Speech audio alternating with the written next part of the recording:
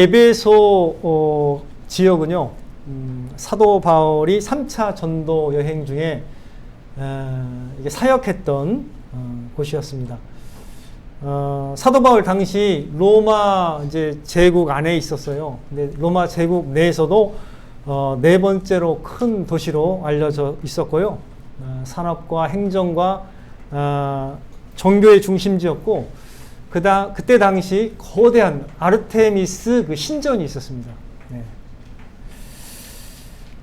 바울은 그 어떤 지역에서보다도 이 에베소 지역에서 가장 오랫동안 머무르면서 3년이나 사역을 했던 곳입니다. 그래서 이 소아시아 지역에서 가장 많이 이제 사역을 했던 곳이 이제 에베소 지역이에요. 지금의 튀르키예에 있는 서쪽 부분에 있는 교회들이 이제 7교회인데, 요한계시록에 나오는 7교회는요, 다 거기에 있는, 소아시아에 있는 그 교회들이에요. 근데 그 중에서, 그 소아시아에 전파되는데 가장 중추적인 역할을 했던 데가 이제 에베소 지역입니다. 그래서 첫 번째로 등장을 합니다. 이 7교회라는 것은요, 7이라는 숫자는 성경에서 대표적으로 완전한 숫자로 알려져 있는데, 모든 교회를 향한 하나님의 말씀을 전달하기 위해서 7교회만 대표로 선정해서 이렇게 주님이 이제 말씀하시는 거예요, 교회들에게. 근데 그 중에 첫 번째 교회이기 때문에, 에베소 지역의 위상은 사실은 사도 바울 당시뿐만 아니라 이 사도 요한이 사역하는 당시에도 굉장히 큰 위치를 차지하고 있었어요. 그래서 첫 번째로 등장합니다. 사도 요한이 당시에 30년 후에 대략 사도 바울이 에베소서 편지를 썼던 후에 30년 후에 요한계시록을 쓰게 되는 거죠. 에베소 사자에게 이제 편지를 하기 때문에 7교회들이 받은 거거든요. 그러니까 생각해 보세요. 성경의 인물 중에, 신약의 인물 중에 성경을 많이 쓴 분이 누구예요? 누가도 있고 바울도 있고 하지만 그 다음에 요한도, 이 3명이 가장 많이 썼거든요, 사도 요한. 근데 그 중에 2명이 사역한 곳이라면 얼마나 중요한 도시겠습니까? 그래서 첫 번째에 등장합니다. 첫 번째 등장하는데, 1절을 보시면 에베소 교회의 사자에게 편지하라. 수신자를 딱 말씀해 주세요. 에베소 교회의 사자라는 표현을 쓰시는데, 아마도 이것은 에베소 교회의 사역자 또는 목회자를 가리킨다고 보는 것이 가장 일단 안전한 해석이라고 저는 생각합니다. 예. 그 목회자들한테 편지하라 이렇게 말씀하시면서 이제 소개를 하시는데, 보내는 분을 소개를 하세요. 1절에 보니까 2장 1절에 오른손에 있는 7뼈를 붙잡고 7 금 촛대 사이를 거니시는 이가 이르시되. 누구신 것 같아요, 이분이? 예수님이죠. 자, 예수님을 묘사할 때 이 표현이 등장하는데, 이거는 사도 요한이 처음에 환상 가운데 주님을 봤을 때 그 모습이에요. 근데 묘사가 이렇게 돼 있어요. 예수님도 그걸 그대로 받았습니다. 오른손에 있는 7뼈를 붙잡고 7 금 촛대 사이를 거닌다, 이렇게 표현을 하셨는데, 7별은 사역자라고 생각한다면 이거 7교회에 하나님이 이제 쓰시는 사역자예요. 그러면 그걸 오른손에 붙잡고 있다는 건 뭐예요? 예수님께서 거기를, 사역자들을 붙잡고 있다라는 거죠. 그리고 7 금촛대는 교회를 가리킵니다. 자, 요한계시록 1장 20절을 잠깐 읽겠습니다. 시작. 내가 본 것은 내 오른손에 7별의 비밀과 또 7 금촛대라. 7별은 7교회의 사자요, 7 촛대는 7교회니라. 여러분 생각해 보세요. 교회의 역할이 뭐죠? 세상을 밝히 비추면서 빛 가운데로 나오도록, 주님께 나오도록 인도하는 거잖아요. 촛대라는 게 그거예요. 촛대도 어떻게 해요? 불을 밝히면서 인도해 주잖아요. 그래서 촛대는 교회를 가리킵니다.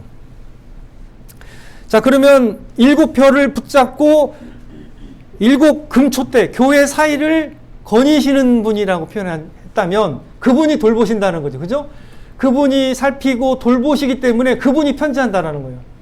교회의 주인이고 머리 대신 주님이 사역자도 붙잡고 계시고 그 사이를 거닐면서 내가 상태를 아니까 내가 너희들한테 편지한다라고 말씀하시고 계신 것이죠. 자, 그러면 이 에베소 교회가 어떤 교회에 있는지 주님의 평가를 한번 들어보겠습니다. 2절에 보시니까 내가 내 행위와 수고와 내 인내를 알고 또 악한 자들을 용납하지 아니한 것과 자칭 사도라 하되 아닌 자들을 시험하여 그의 거짓된 것을 내가 드러낸 것과 3절까지요. 또 내가 참고 내 이름을 위하여 견디고 게으르지 아니한 것을 아노라. 2절과 3절은 칭찬입니다. 맞죠? 칭찬입니다. 이 교회는요, 말만 있는 게 아니라 행위가 있었던 교회예요. 그러니까 행함이 있었던 교회. 중추적 역할을 했던 교회답게 행함이 있었던 교회고요. 그 다음에 수고했던 교회, 수고가 있었던 교회예요. 그리고 인내도 있었고요. 그리고 어떤 게 있었냐면 분별력이 있어가지고 자칭 사도라 하는 사람을 가려내고 거짓된 걸 드러냈어요. 교리적으로 탄탄한 교회라는 거죠. 분별력이 있어가지고 악한 거에 유혹되지 않아요. 성숙한 교회이기 때문에 기본적으로. 그래서 분별을 해냈습니다. 그리고 3절에 보니까 참고 내가 참고 내 이름을 위하여 견디고 게으르지 아니한 걸 아노라. 어떤 교회였죠? 요약하면 3절을 요약하면 부지런한 교회라는 거예요. 게으르지 않았다는 거예요. 되게 훌륭한 교회예요, 사실은. 에베소 교회가 어떤 교회인가를 이제 살펴보니까 2절과 3절을 보니까 수고도 있고 행위도 있고 그 다음에 분별력도 있어서 세상의 어떤 유혹이나 잘못된 교리에 빠지지 않고 그리고 부지런했다라는 거죠. 그죠? 전반적으로 괜찮아요. 전반적으로 훌륭한 교회였다라는 것을 우리가 알 수가 있습니다. 특별히 6절에도 보시니까 오직 내게 이것이 있으니 내가 니골라 당의 행위를 미워하는도다. 그러니까 잘못된 이단의 어떤 당이 있었는데 거기 행위도 미워하면서 교리적으로 이렇게 경계하는 태세를 취했다라는 거죠. 그러니까 순전하게 복음을 붙들 수 있는 그런 능력이 있는 그런 교회였다라는 거죠. 자, 이 교회는 당시 여러 다른 교회에게도 본이 될 만한 그런 좋은 교회였다라는 것을 우리가 알 수가 있습니다. 전 그래서 이 에베소 교회를 보면서 하나 이미지가 떠오르긴 했는데 모범생 이미지가 떠올랐어요. 이 정도면 훌륭하잖아요, 그죠? 모범생. 행함이 있는 교회일 뿐만 아니라 교리에 든든히 서 있고 또 인내하며 꾸준히 부지런한 교회였다면 과연 뭘 더 바랄 수 있겠습니까? 굉장히 모범생과 같은 그런 모범적 교회라고 저는 생각이 되었습니다. 그런데 주님께서는 이 교회의 더 깊은 걸 알고 계셨던 것 같아요. 그래서 주님은 4절에 이렇게 말씀하세요. 그러나 너를 책망할 것이 있나니 너의 처음 사랑을 버렸느니라. 이렇게 말씀하세요. 그러면서 5절에 그러므로 어디서 떨어졌는지를 생각하고 어느 지점에서 네 첫사랑이 처음 사랑이 떨어졌는지를 생각하고 회개하여 처음 행위를 가지라라고 그렇게 회개를 촉구하고 계십니다. 여러분들 에베소 교회가 처음 사랑을 버렸다라는 말씀은 무엇을 의미할까요? 이게 교회가 세워진 지 얼마 안 됐거든요. 사실 사도 바울이 세웠다라고 볼 수 있거든요. 사도 바울이 에베소에서 3년이나 사역하면서 사역을 한 교회예요. 그렇기 때문에 교회가 세워진 지 오래되지는 않았어요. 근데 처음에는 어땠을까요? 뜨거운 감격과 사랑이 있었겠죠. 그래서 그게 이제 복음을 듣고서 뜨거운 사랑과 그 은혜를 느끼면서 이 교회가 세워졌을 겁니다. 쭉 그래서 열심히 이제 살아왔을 텐데 어느새 어떻게 됐을까요? 외형적인 열심은 그리고 부지런함은 유지는 하고 있었지만 시간이 흐르면서 그들의 마음 중심이 어떻게 해요? 서서히 사랑이 이제 식어진 것이죠. 주님에 대해서도 사랑이 식어졌을 수도 있고요. 그 다음에 영혼에 대해서도 사랑이 식어졌을 수도 있을 거예요. 왜냐하면 둘은 다 관계가 있기 때문에 하나만 떨어지진 않았을 것 같아요. 제 생각에는. 그래서 주님에 대한 사랑도 서서히 이제 약해지고 영혼에 대한 사랑도 서서히 약해졌던 것 같아요. 외형적으로 볼 때는 문제는 없고 잘 세워져 있는 교회 같았지만 그 마음이 딱딱해진 것을 주님이 아셨습니다. 그래서 감격도 없고 주님을 향한 사모함이 없고 의무적인 행위와 기본적인 수고만이 남게 된 것입니다. 우리도 이제 그런 어떤 그것을 경험하죠. 우리도 이제 결혼식 할 때, 서약할 때는 뭐, 이 머리가 뭐, 팥뿌리가 될 때까지 내 마음과 목숨을 바쳐 사랑할 것이라고 서약을 합니다. 저는 그렇게까지는 서약은 안 했지만, 그래도 그 마음은 그렇게 다 이렇게 서약하죠. 그죠? 그렇게 표현을 안 쓰지만. 근데 여러분 어때요? 그때는 진짜 막 그랬었는데, 어떻게 됩니까? 서서히 이 관리를 안 하면 어떻게 돼요? 이것도 관리를 해야 되는데, 그 마음을 관리 안 하면, 잘못하면, 좀 더 안 좋아지는 그런 경우도 발생을 합니다. 예, 우리가 이렇게 일생을 이렇게 사랑하며 살겠노라고 이렇게 헌신한 대상에 대해서도 이게 첫사랑보다 조금 떨어질 수도 있거든요. 나이 들면. 그래서 나중에는 이게 말버릇이 돼가지고 이 왼수야 하면서 이렇게 나중에 이렇게 할머니들이 이렇게 말한 걸 제가 많이 들었어요. 어릴 때. 동네 가면 저 왼수 덩어리 하면서 그렇게 말 많이 하시더라고요. 근데 그게 이제 지금은 이제 재밌게도 들리긴 하는데, 근데 어떻게 보면 왼수 덩어리는 되면 안 되거든요. 그죠? 더 사랑할 수 있는 그런 관계가 돼야 되는데, 여하튼, 저는 이제 훌륭한 또 그 가정을 또 여러 관찰을 했어요. 그래서, 제가 4, 5년 전에 제가 그 동네에 이제 우리 은송이 친구인데 그 할머니예요. 근데 그 권사님인데 그 부부를 제가 많이 같이 또 이렇게 왕래도 하면서 좋은 관계를 유지했었는데요. 그 권사님의 남편이 이제 장로님이에요. 교회 장로님이고 지금은 다 은퇴하셨고 이 권사님도 70이 넘으셨어요. 근데 깜짝 놀랐습니다. 저한테 고백을 하시는데 어느 날인데 이 교회에서 양복 입은 자기 남편을 봤대요. 장로님이니까. 근데 막 가슴이 설레더래요. 쿵쾅쿵쾅 거리더래요. 이야, 훌륭하시다. 그래서 제가 그거로 계속 많이 칭찬을 해드렸는데 진짜 훌륭하십니다 하면서 훌륭한 본을 보이시는 그 가정이다. 근데 그 후로 쭉 제가 관찰했을 때도 같이 식사도 하고 막 여러 이렇게 뭐 만났는데도요. 진짜 훌륭하세요.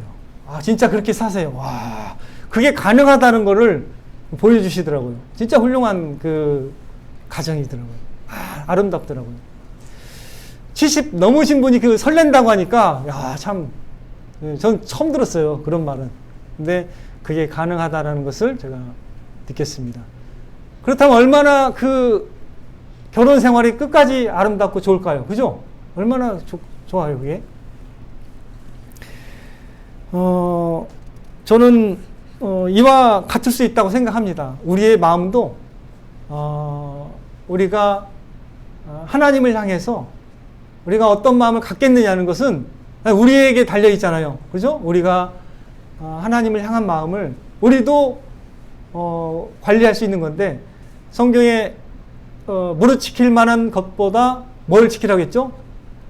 더욱 내 마음을 지키라. 잠언 4장 23절.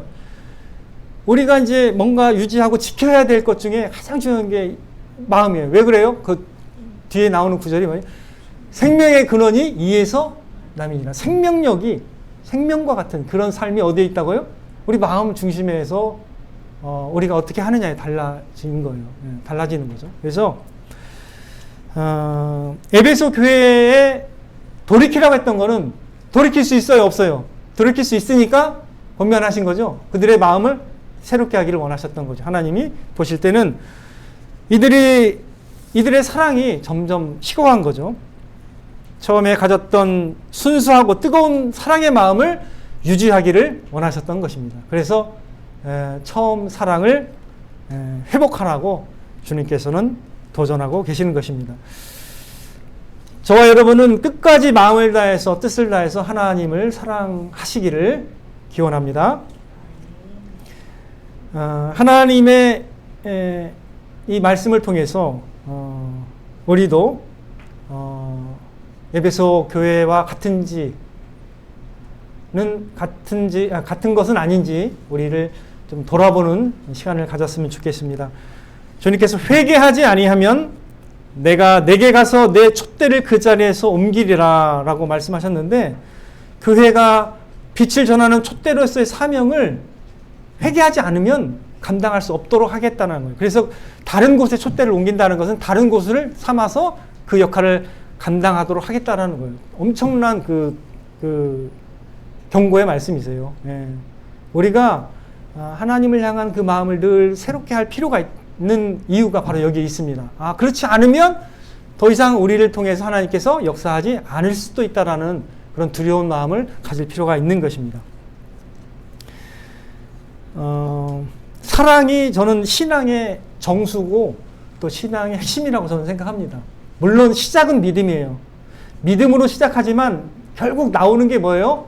그 열매는 사랑으로 나오게 되어 있습니다. 그 믿음도 결국 사랑으로 나오게 되어 있습니다. 그래서 성경에 보면은 사랑으로 역사하는 믿음이 가장 중요하다라고 말씀하고 있어요. 사랑으로 열매 맺고 역사하는 믿음. 예. 그러니까 우리가 갖고 있는 그 믿음, 신앙생활의 정수는 결국 사랑입니다. 사랑으로 나타나게 되는 것입니다. 여러분들 잘 아는 말씀이죠. 사랑이 없으면 내가 아무것도 아니요. 그죠? 고린도전서 13장 2절 말씀이고요. 그 다음에 3절 말씀도 중요해요. 사랑이 없으면 내게 아무 유익이 없느니라. 예. 그러니까 사랑은 내게도 유익하고, 그죠? 그 다음에 내 존재의 중심을 잡아주는 거예요. 내가 아무것도 아닐 사람이 되려면 가볍게 살면 돼요. 그냥 아무것도 사랑하지 않고 살면 가벼운 사람이 되는 거예요. 그 누구도 책임이 안 져도 되잖아요. 사랑 안 하니까. 그죠? 그냥 나 혼자만 위해서 사는 거예요. 그러나 그때는 하나님께서 심판하십니다. 예. 그러나 우리가 주님을 사랑하고 영혼을 사랑한다면 달라지죠. 그죠? 주님을 사랑하고 영혼을 사랑한다면 우리의 삶이 그 방향으로 흐르게 돼 있어요. 사랑하는 삶으로 점점 흐르면서 우리가 맞춰져 가게 되는 거죠. 사랑이 신앙생활에도 중요합니다. 저는 그래서 핵심이요 정수라고 생각해요. 그래서 우리에게 하나님께서 결국 마지막에 주신 새 계명이 뭐예요? 내가 너희를 사랑한 것 같이 너희도 서로 사랑하라. 이걸로 다 커버가 되는 거예요. 이 계명으로. 예. 하나님께서 어떻게 사랑하셨는지를 우리가 믿고 알기 때문에 그 사랑으로 내가 너희를 사랑한 것처럼 너희도 다른 사람을 사랑하라고 이렇게 말씀하고 계시는 것입니다. 자, 이 사랑은요, 주님을 향한 사랑을 의미하기도 하고, 제가 볼 때 영혼을 향한 사랑도 의미한다고 생각합니다. 처음 사랑이라는 것은 분명히. 그래서, 우리가 이제 이 새해를 이제 시작하면서, 우리에게 뭐가 회복이 돼야 될까 생각을 한다면, 저는 이거라고 생각이 돼요. 더 많은 사랑이 우리에게서 계속, 나타나기를 바라고 소원하는 것이야말로 우리의 삶이 더 기뻐지고 풍성해지는 그 비결이라고 저는 생각합니다. 우리의 사랑이 더 커지고 계속 견고하다면 우리의 삶의 열매도 그와 같은 사랑의 아름다운 열매를 맺게 되리라고 저는 믿습니다. 여러분들 우리가 이제 믿음이 떨어지면 소망과 사랑도 같이 떨어져요. 그러나 믿음이 세워지면 어떻게 될까요? 소망과 사랑도 같이 더 좋아지는 거거든요. 그래서 근데 이제 우리 마음에 하나님을 향한 사랑을 막 일으키는 분은 원래 누구실까요? 원래는 하나님이 그렇게 일으키세요. 우리 마음에 할례를 행하시면 우리가 하나님을 사랑하게 하십니다. 그리고 영혼들을 사랑하게 하십니다. 그래서 우리 마음에 할례를 행하고 우리 마음을 새롭게 하는 건 믿음입니다. 그래서 믿음과 사랑은 연결이 되어 있어요. 우리가 진짜 하나님을 오로지 믿고 하나님께서 행하신 일을 분명하게 믿으면요, 우리의 마음에 할례를 행하게 돼요. 우리 마음이 찢어지면서 겸비해지면서 하나님을 사랑할 수 있는 마음이 하나님께서 창조하십니다. 그래서 믿음과 사랑은 연결이 되어 있습니다. 그래서 만일에 우리가 이러한 마음을 더 갖기를 원하신다면 우리가 하나님께서 우리 마음에 할례를 행하셔서 우리 마음에 하나님을 사랑하는 마음을 더 심어주시도록 이렇게 기도하는 것도 좋습니다. 물론 믿음이 있으신다고 생각할 수도 있지만 조금 내가 믿음이 불안하고 부족하다 생각한다면 우리 마음에 할례를 행해 주시도록 이렇게 기도할 필요가 있습니다. 그리고 이미 믿고 계시고 믿음이 좋으시고 사랑도 있다고 생각하신다면 더 이전보다 더 사랑할 수 있는 마음을 주시도록 하나님께 기도하신다면 올 한 해 하나님을 더 기쁘시게 하고 더 하나님을 사랑하는 그리고 영혼들을 더 사랑할 수 있는 아름다운 삶을 살아가실 수 있다고 저는 믿습니다.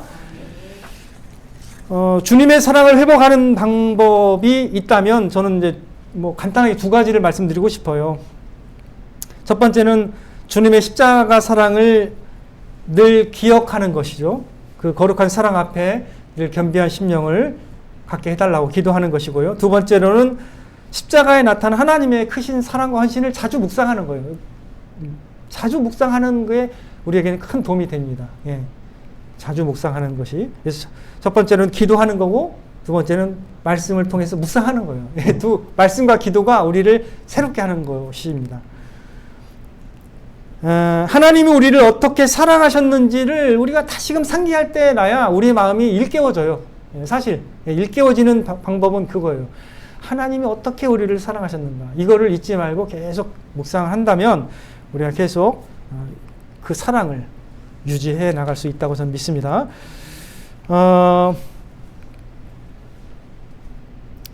우리가 주님을 향한 사랑과 사모함을 우리가 더 깊게 해나갈 때 영혼을 향한 우리의 사랑도 더 풍성해지리라고 생각이 되고요. 또 우리 예배에는 주님을 향한 사모함과 감격이 더 많아지게 될 것이라고 저는 믿습니다.